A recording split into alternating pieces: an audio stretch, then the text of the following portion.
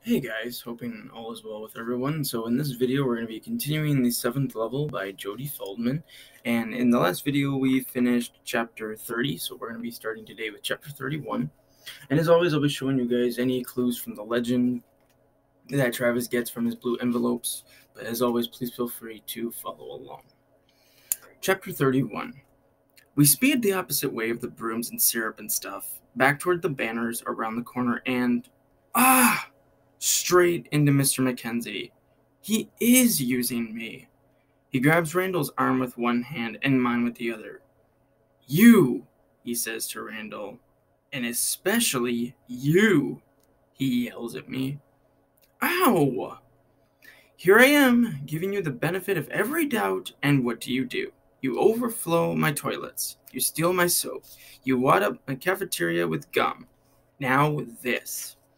He throws our arms down and points to the banners. I want to leave, but he'll tell Mrs. Pinchon, and I have no proof against him. So forget the legend, forget soccer camp, forget soccer captain, and march me off to that school with Jackie Muggs. It wasn't us, Mr. McKenzie, but he can make it look that way. You say that every time. It wasn't me, he says in a whiny voice. Well, here you are. And here that is, and what am I supposed to think? He whips out a cell phone. Who are you calling? Randall says, his voice almost shaking. The police. Wait, I say. We didn't get that paint on the school. The person who sprayed that banner did, but not us. I lift the edge of mine, then Randall's. See?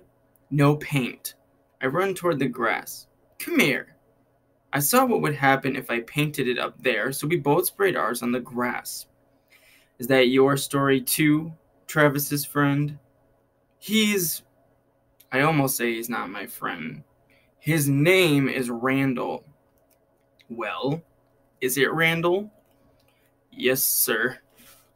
Mr. McKenzie stares. How do I know you didn't paint the other one first? You could still be guilty.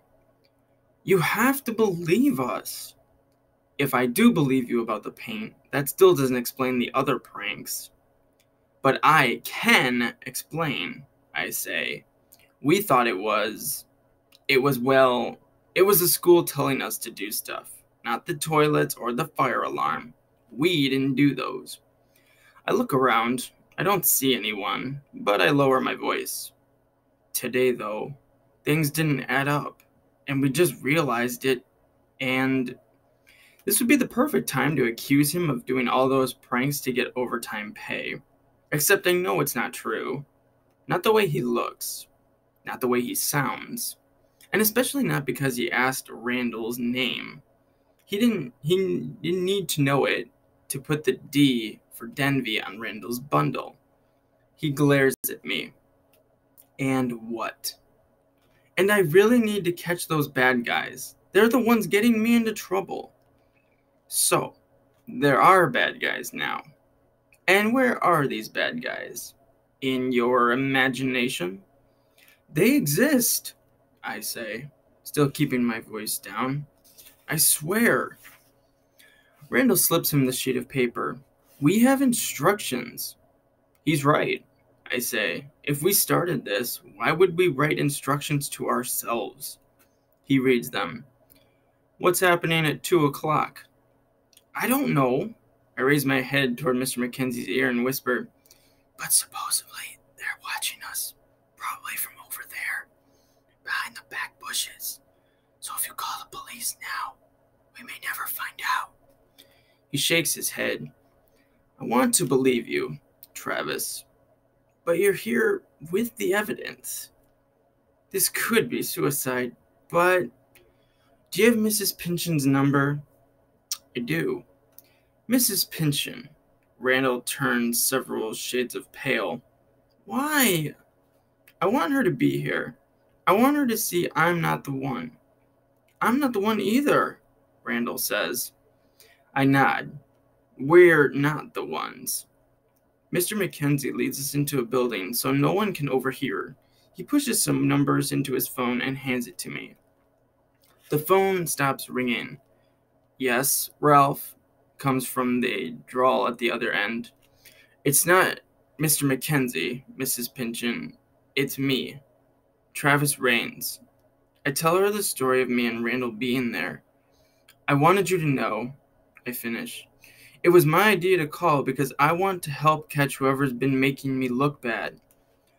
I'll be there as fast as I can, Mr. Raines.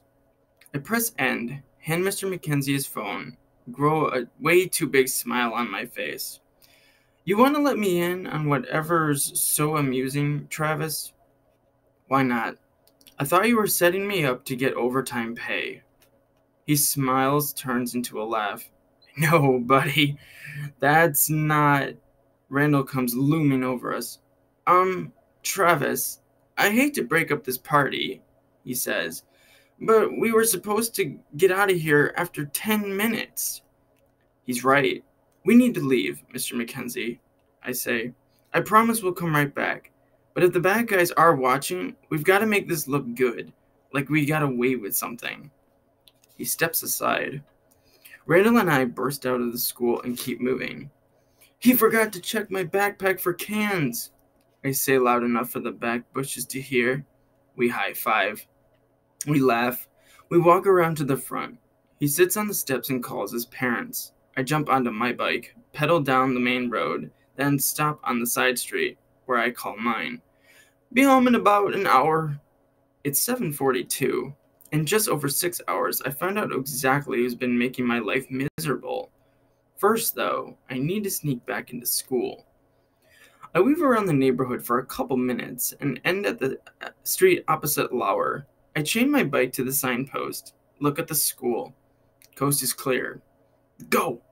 I race across the street, aim for the parking lot, jump behind the bushes near the door. Finally, Mrs. Pinchon's pickup pulls in. She walks toward the entrance where I am sitting. I don't want to cause her a heart attack, so I rustle around. It's me in here, Mrs. Pinchon, I half whisper. Me, Travis, behind the bushes. She nods, unlocks the door, and goes in. The door shuts and stays open an inch from the doorstop she kicks into place. I crawl into the school, close the door all the way, and hope none of the bad guys saw me. When we get to her office, Mr. McKenzie and Randall are already there. We give her every detail, and Randall's almost in tears when he admits he swiped the soap. And whoever you're looking for was here this morning, Mr. McKenzie says. I checked to the stairwell. The syrup and soap were moved to the space inside the door with the mops, brooms, and buckets. How is that possible, Ralph? It should have triggered the alarm. He shakes his head. The interior door trips the alarm. No one breached that. But they'll be back by 2 o'clock, and we know what they're planning to do with the syrup and soap. I figure they're not planning to make pancakes then clean up after themselves, I say. Mr. McKenzie smiles. When you get home, mix the two together and smear some on a plate. Let it dry for a couple days, then try to wash it off, but not under running water. We can't put the hall doors under running water. Try to wash it off with a rag. I picture it. Sticky, soapy bubbles slopped all over. It'd take forever to wipe it up. Now, Mrs. Pinchon says, back to the perpetrators. Do you know who they are? I think it's Marco, Randall says. Marco Knox? She says. Randall nods. He's been griping over the legend getting all the attention and how someone should change that.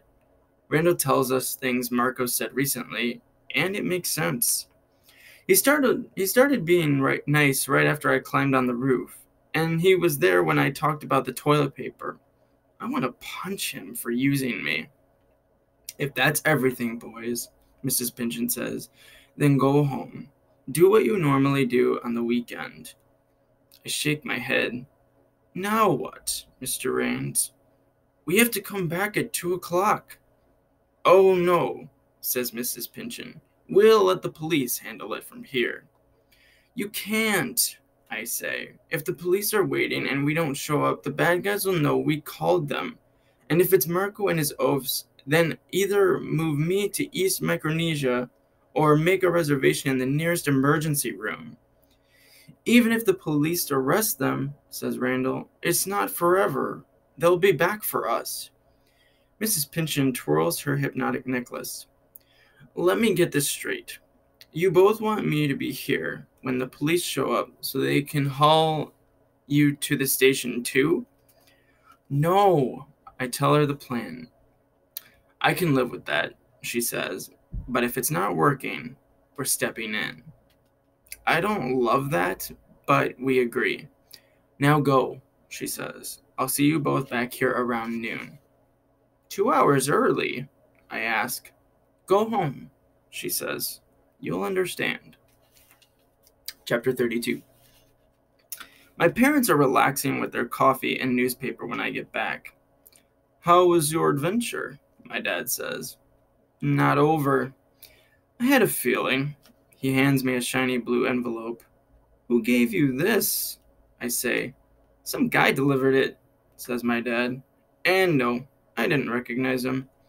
I race the envelope up to my room, unwind the string, dump out a 7th coin. Also a metal bar. It has a small knob on one side and 7 round indentations on the other. I pull out the paper. 7 puzzles solved, 7 objects delivered, 7 coins collected. Now you'll find out why. Be inside room 117 at exactly 12:07 this afternoon. Bring the bar and the coins. You'll know what to do if you follow the rules. Follow the rules? Hasn't that put me in a mess of trouble? It won't today. I know more. And now I need my parents to know more, too. I go back downstairs. You know this thing I've been doing? Yes, my parents say together like they've been rehearsing. There's this group of oafs. Oafs, says my mom. Bad guys who tricked a few of us, me and Randall, and probably some third person, into believing that if we did what they said, we'd be part of the legend. What we got wasn't real? That part was real, and I explained the 2 sets of instructions about the bubblegum, flowers, syrup, and spray paint. I dig into my pocket and pull out a business card. Mrs. Pinchon's waiting for you to call so you know everything I do the rest of the day is legal. My mom makes the call. I pace around the kitchen and listen to a lot of uh-huh, and I understand, but nothing worth knowing. My pacing expands to the whole house, and it drags more slowly than a sled with 500 pounds of kids going uphill on an unmown grass. If I would stop looking at the clock every 2 minutes, it might go faster, but what else am I supposed to do? TV. I haven't really watched it since I've been off house arrest. I turn it on, but after 10 minutes of barely watching, I turn it off. I go into the kitchen and manage to swallow a lemon-free, taste-free moon cookie my mom made last night. I head upstairs and zip the 7 legend coins and the metal bar into my knee-side pocket. I take the pictures of Randall and the soap out of my desk and shred them. I'm done in here. I go out and kick my soccer ball against the garage until my dad comes to kick it around with me. After a while, he convinces me to get something to eat, so I have half a milkshake. Then he makes me wash up a little. It's just school, I say. But it's with people, he says, and they have noses. And here is the final and 7th clue from the legend of the shiny blue envelope.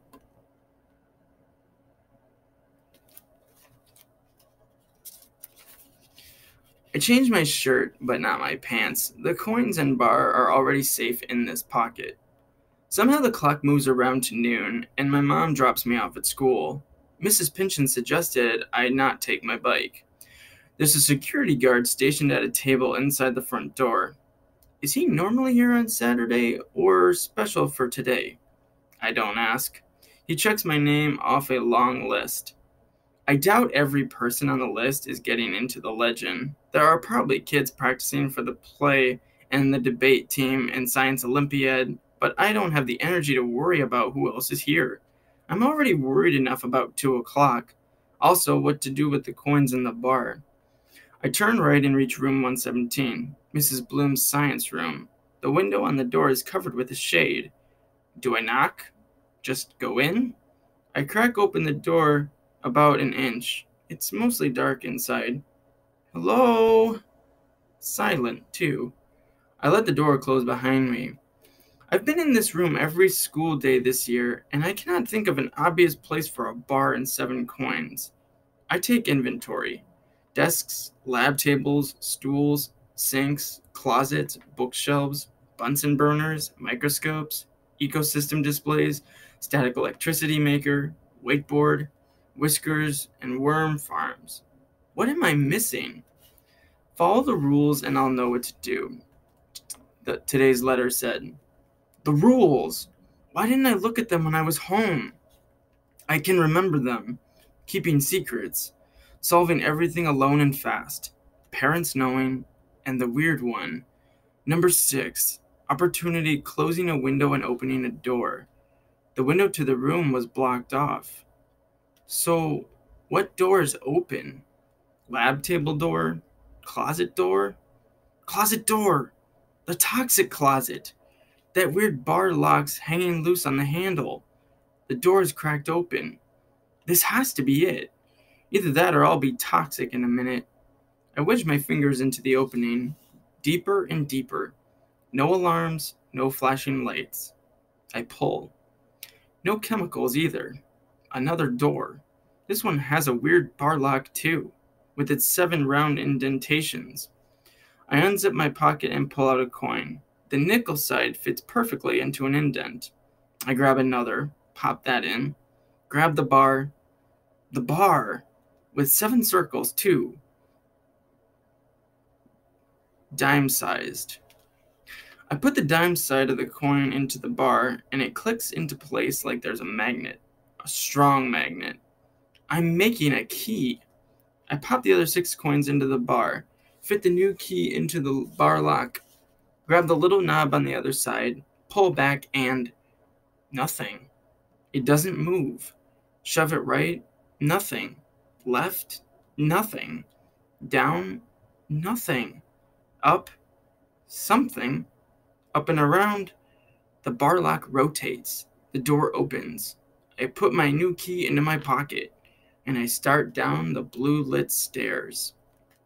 And I'll stop the video there, ending chapter 32. But in the next video, we'll be continuing the 7th level by Jody Feldman, continuing with chapter 33.